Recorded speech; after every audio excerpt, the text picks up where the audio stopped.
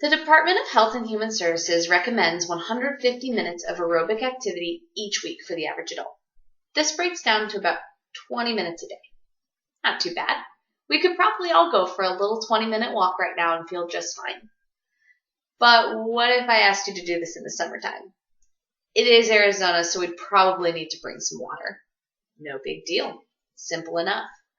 Now, what if I asked you to go on this 20-minute walk and then pick up a 40-pound object and bring it back another 20 minutes? Now, what if I asked you to do it without bringing water with you? In fact, what if this 40-pound object was the water that you were going to have for the next 24 hours? As dramatic as that may sound, this is reality for far too many people in the world right now. The jerry can, the average collection jug for water in South Africa, weighs about 40 pounds. That's like the weight of a jam-packed suitcase.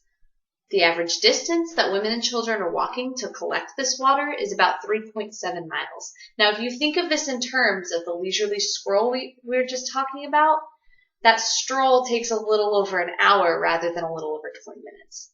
Now, I know I'm getting really specific here, but it's important. Water scarcity is a real problem for real people right now, today. First of all, what is water scarcity and what does it affect? Water scarcity is a lack of access to sufficient water to meet human needs within a region. 40% of the people on the planet are affected by water scarcity. It's most prevalent in Africa and India, but it does exist on almost every continent on the planet. 1 in 3 people on Earth, the whole globe, do not have access to a toilet. 1 in 10 people don't have access to clean, safe water to drink. These are numbers according to water.org and according to the Water Aid Organization. That's 783 million people in the world, twice the amount of people that live in the United States, that don't have access to safe water to drink. Now, those numbers are jaw-dropping, but these aren't numbers we're talking about. They're people. They're human beings. So what's the human side of water scarcity? It's not pretty. It comes with a lot of death and disease. Every minute, a newborn baby dies from a lack of access to sanitized or clean water. That means by the time I'm done giving this speech, 7 newborn babies will have lost their lives because of this problem. The ones that are surviving are not surviving well. They're getting diseases such as typhoid, cholera, hepatitis even, due to drinking contaminated water or just not having access to water at all, the dehydration that comes along with that. And we always think of this as a physical issue, but what about the economy? What about education? Imagine being a little kid in school and you're so excited to get to recess and it's so tough to concentrate on what the teacher's telling you and it's so difficult to learn. Now imagine that with stomach pains because you haven't had water for 3 days. Or with diarrhea that you have no access to a bathroom to take care of. Imagine that child trying to learn and get an education. Most women in these countries, when these girls are hitting puberty, they stop going to school because it's too embarrassing and there's nowhere to clean up if an accident should happen. And there's no toilets available for them to use, so they start staying home and they start fetching water for their families. Think about the workforce. These people don't have the energy that water provides our bodies to work. By now, I hope I've made it clear that this is a problem. But I also want to make it clear that there is a solution. Gary White, the founder of water.org, the solution I'm talking to you about, went to India and he witnessed a woman who was making about $2 a day income become enslaved to a water loan that had a 125% interest rate. Now, being aware that they cannot just create water and send it to people in need, water.org uses a little bit of a different method. They use something called water credit.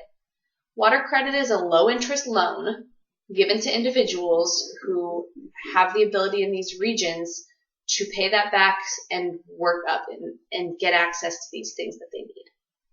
Each loan has an average size of about $187. The repayment rate is 99%. And once one person has repaid, the next person gets opportunity for the loan. It's a great situation, and it's helping millions of people in the world. They also have a new ventures fund, which supports the research for this cause and ways to create even more revenue for these people in regards to water. Now, there's several ways you can get involved in water.org. First of all, you can donate. There's quite a return on investment on money donated towards water sanitation and water access. Every $1, according to the World Health Organization, comes back as $3 to $34. In worker sustainability, it comes back in these people's ability to, in the time that they don't have to go fetch the water, in the time they can be working, their education, their abilities to contribute. You can also start a fundraiser. You can use your voice on social media. You can donate proceeds from your business. There's so many ways to get involved. And like I said, this is a bigger issue than just the physical effects of not having water.